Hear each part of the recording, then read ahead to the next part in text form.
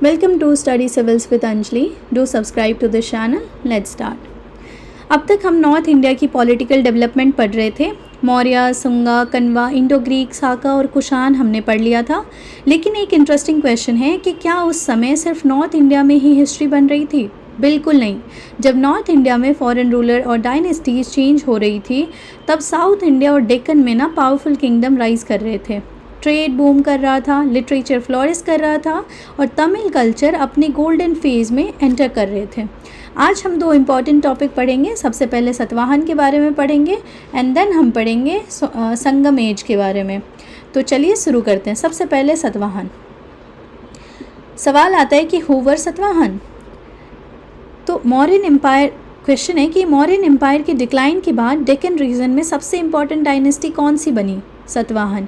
ये मेनली ना डेक्कन रीजन में रूल करते थे। मॉडर्न एरियाज़ में जैसे महाराष्ट्र, तेलंगाना, आंध्र प्रदेश, कर्नाटका के पार्ट्स, और इन्हें कई बार आंध्र डायनेस्टी भी कहा जाता है। ऑरिजिन ऑफ सतवाहन की बात करें तो हिस्टोरियन के ना डिफरेंट व्यूज़ हैं, लेकिन जनरली ये माना जाता है कि डेक्कन ऑरिजिन ब्राह्मण फैमिली और आंध्र कनेक्शन था। एग्ज़ाम के लिए याद रखो कि सतवाहन मतलब major Deccan power. Important ruler की बात करें तो इसमें इम्पॉर्टेंट रूलर थे सिमुका, फाउंडर था सतवाहन डायनेस्टी का। ठीक है, हर ग्रेट एम्पायर की स्टोरी एक फाउंडर से स्टार्ट होती है। सतवाहन के लिए वो थे सिमुका। फिर कृष्णा की बात करें, कान्हा सक्सेसर ऑफ सिमुका थे, डायनेस्टी को स्ट्रेंथन किया। फिर आए Satakarni, first important expansionist ruler थे। सुंगा के अगेंस्ट ना ये मिलिट्री सक्सेस अचीव किया था। फिर आते गौतमीपुत्र सतकर्णी। अगर सतवाहन एम्पायर का ना ग्रेटेस्ट रूलर पूछा जाए तो जवाब है गौतमीपुत्र सतकर्णी। क्वेश्चन है कि वाई फेमस? उसने डिफीट किया था साका को, इंडो ग्रीक को, पहलवास को और सतवाहन पावर को रिवाइव किया। उसको टाइटल दिया गया था आंध्र सम्राट। सो क्लास आज की लैंग्वेज में ना बोले तो डेक्कन को ना सुपर पावर रूलर थे ये। फिर आता वशिष्ठ पुत्र पुलुमवी। ये ना एम्पायर को स्टेबल रखे, ट्रेड को प्रमोट किया। फिर आता Yajna Satakarni, last great Satavahana ruler थे। ठीक है, एक्सटेंट ऑफ एम्पायर की अगर हम बात करें तो student imagine a map. North में मालवा, साउथ में कर्नाटका, वेस्ट में अरेबियन सी एंड ईस्ट में बे ऑफ बंगाल। मतलब डेक्कन का ह्यूज एरिया सतवाहन के कंट्रोल में था। एडमिनिस्ट्रेशन की अगर हम बात करें तो क्वेश्चन है कि सतवाहन ने एडमिनिस्ट्रेशन कैसे मैनेज किया? मोनार्की सिस्टम से। किंग ना सबसे ऊपर थे, हेल्प मिलता था उनको मंत्री से, अमात्यास से, सेनापति से। एम्पायर डिवाइडेड थे प्रोविंस में, विलेज बेसिक एडमिनिस्ट्रेटिव यूनिट था। So class exactly like modern Indian society, जहाँ पे सेंटर है, स्टेट है, फिर डिस्ट्रिक्ट एंड देन विलेज। अगर हम इकोनॉमी की बात करें सतवाहन की इकोनॉमी की, तो अब आते हैं एम्पायर का backbone. Agriculture main occupation farming था, जिसमें rice, wheat, pulses, cotton, sugar cane, ये सब। इरिगेशन के लिए ना वेल्स, टैंक्स, कैनाल्स बनाए गए थे। ट्रेड एंड कॉमर्स की बात करें तो सतवाहन ना ट्रेड के मास्टर थे। इम्पॉर्टेंट पोर्ट था इसका सुपारा, कल्याण, बरूकच्छा, फिर उसके था मसूलीपट्टनम। ट्रेड इंडिया का डिफरेंट रीजन के साथ ही नहीं, फॉरेन कंट्री के साथ भी बहुत था। कॉइन्स जो थे ना, इसमें लीड कॉइन्स यूज़ करते थे, कॉपर कॉइन्स यूज़ करते थे एंड सिल्वर कॉइन्स यूज़ करते थे।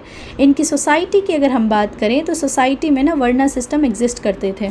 ब्राह्मण्स रिस्पेक्टेड थे, वुमेन की पोजीशन रिलेटिवली रिस्पेक्टेबल थी। Some queens even acted as regents. Okay, important language जो थी प्राकृत थी।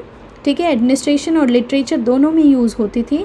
इनके अगर आर्ट, आर्किटेक्चर एंड कल्चर की अगर हम बात करें तो सतवाहन बुद्धिज़्म का एक इम्पॉर्टेंट पैट्रॉन माना जाता है। फेमस रॉक कट केव जैसे कार्ले, कन्हेरी, नासिक, जुन्नार, ये सारे चैत्य और विहार कंस्ट्रक्ट कराए गए थे इस टाइम पे। मोस्ट फेमस लिटरेरी कॉन्ट्रीब्यूशन की बात करें तो घता सप्तशती रिटन किए गए थे हाला के द्वारा। तो सतवाहन सिर्फ रूलर नहीं थे, कल्चरल प्रमोटर भी थे। क्विक रिवीजन कि ग्रेटेस्ट सतवाहन रूलर कौन थे? तो गौतमीपुत्र सतकर्णी थे। फाउंडर कौन था? सिमुका थे। लैंग्वेज कौन सी यूज़ होती थी? प्राकृत यूज़ होती थी। और मेजर पोर्ट कौन से थे? तो सुपारा, कल्याण एंड बरूकच्छ। ठीक है, अब नाउ संगम एज पे आते हैं हम। What is Sangam age? अब हम मूव करते हैं तमिल साउथ इंडिया की तरफ। ठीक है। सवाल आता है कि संगम का मतलब क्या है? Assembly of poet and scholars. Imagine a huge literary conference जहाँ ना पोएट्स, राइटर्स और स्कॉलर्स मिलकर लिटरेचर क्रिएट कर रहे हैं। यही संगम ट्रेडिशन थी। टाइम पीरियड अप्रॉक्सीमेटली 300 BCE से 300 CE का था, ठीक है। और इसी पीरियड में ना तमिल लिटरेचर को गोल्डन एज डेवलप हुआ था, ठीक है। 3 ग्रेट तमिल किंगडम आया था संगम एज में। को समझने के लिए ना 3 किंगडम याद रखो। सबसे पहला चेरा, चोला एंड पांड्या। सबसे पहले देखते हैं चेरा। रीजन केरला साइड का था, कैपिटल वंजी थे, सिंबल बो एंड एरो, तीर धनुष। चोला रीजन की बात करें तो चोला रीजन जो थे कावेरी डेल्टा के पास था, ठीक है। कैपिटल उडायूर थे और लेटर इसको कावेरी पत्तनम कर दिया, सिंबल इसका टाइगर था, ओके। पांड्या रीजन की बात करें तो ये सदर्न तमिलनाडु इमेजिन करो, और कैपिटल मदुरई था, सिंबल था इसका ट्विन फिश, 2 मछली, ठीक है। तो चेरा तीर धनुष, चोला टाइगर, पांड्या मछली, ओके। संगम लिटरेचर की बात करें तो ये पीरियड को ना मोस्ट इम्पॉर्टेंट कंट्रीब्यूशन, ये पीरियड का ये मोस्ट इम्पॉर्टेंट कंट्रीब्यूशंस में माना जाता है जो तमिल में लिखी गई थी। 2 मेजर कोलैबोरेशन था, एक था इथु कई मतलब 8 ये एंथोलॉजीज़, और पट्टू पत्तू मतलब 10 इडल्स, मतलब थीम्स था लव, वॉर, जेनरोसिटी, किनशिप। ये लिटरेचर ना सिर्फ पोइम्स नहीं है, ये एंशिएंट तमिल सोसाइटी का ना मिरर है। अगर हम इसके सोसाइटी ड्यूरिंग संगम एज की अगर बात करें तो लोग कैसे कहते हैं कि सोसाइटी कास्ट बेस्ड थी, लेकिन लेटर पीरियड जितनी रिजिड नहीं थे। इंपॉर्टेंट ग्रुप्स जैसे ना थे फार्मर्स थे, ट्रेडर्स थे, फिशरमैन थे, वॉरियर्स, आर्टिशंस, पोइट्स, ये सब था। इसमें ना पोजीशन ऑफ विमेन की बात करें तो विमेन एंजॉय करती थी अच्छा खासा रिस्पेक्टेबल स्टेटस। मैनी विमेन जो थी पोइट्स बनी, स्कॉलर्स बनी, इन्फ्लुएंशियल पर्सनालिटीज़ बनी, student class. Ancient Tamil literature में ना विमेन पोइट का ना कंट्रीब्यूशन काफ़ी इंपॉर्टेंट है। अब अगर हम इसके हीरो स्टोन्स मतलब नादुकल की बात करें, एक इंटरेस्टिंग फैक्ट है, इसकी बात करते हैं हम। नादुकल वॉर में ना शहीद वॉरियर्स को ना ऑनर में ना स्टोन इरेक्ट किए जाते थे, मतलब जिसको कहते थे नादुकल, मतलब हीरो स्टोन। आज हम जैसे मेमोरियल बनाते हैं, उस समय ना हीरो स्टोन बनाए जाते थे। इकोनॉमी एंड ट्रेड की अगर हम बात करें, ठीक है, संगम एज का, तो क्लास संगम एज ना इकोनॉमी वेरी वाइब्रेंट थी। एग्रीकल्चर में यहाँ पे राइस होते थे, मिलेट, शुगर कैन, कॉटन, और दूसरे ऑक्यूपेशन जैसे फिशिंग, सॉल्ट मेकिंग, वेबिंग और मेटल वर्क सब होता था। मैरीटाइम ट्रेड जो है ना बहुत इंपॉर्टेंट टॉपिक है यहाँ का। साउथ इंडिया का ना एक्टिव सी ट्रेड था। मेजर पोर्ट्स थे मुजुरिस, कावेरी पत्तनम, तोंदी, कोरकाई, ये इसके थे। ट्रेड जो थे ना किसके साथ होता था? तो ट्रेड होता था रोम के साथ, West Asia, Sri Lanka, South East Asia के साथ। इसके फॉरेन ट्रेड विथ रोम्स की अगर हम बात करें तो क्लास रोमन राइटर्स मेंशन करते हैं तमिल पोइट्स के बारे में, जैसे कि अरिकामेडु, करूर एंड कोयम्बतूर रीजन के बारे में। इमेजिन एक रोमन मर्चेंट ना स्पाइस खरीद, मतलब क्या, मसाले खरीदने तमिलनाडु आज से 2000 साल पहले आए। ग्लोबलाइजेशन ना एक अलग ही लेवल पे था वो तब, मतलब ऑब्वियसली वो टर्म नहीं थे तब। एक्सपोर्ट एंड इंपोर्ट की बात करें तो एक्सपोर्ट ना पेपर होते थे, मसाले, पर्ल्स, आइवरी, फाइन क्लोथ्स होते थे। इंपोर्ट जो मंगाए जाते थे वो गोल्ड, वाइन, कोरल्स, हॉर्सेस, ये सब इंपोर्ट्स होते थे। आर्ट, आर्किटेक्चर एंड कल्चर की अगर बात करें, ये छूट गया था। तो टेम्पल ना अभी अर्ली स्टेज में थे। पीपल ऑफन वर्शिप नेचर, जैसे कि पेड़ पौधे, हिल्स को, रिवर्स को। म्यूजिक, डांस, ड्रामा बहुत डेवलप था।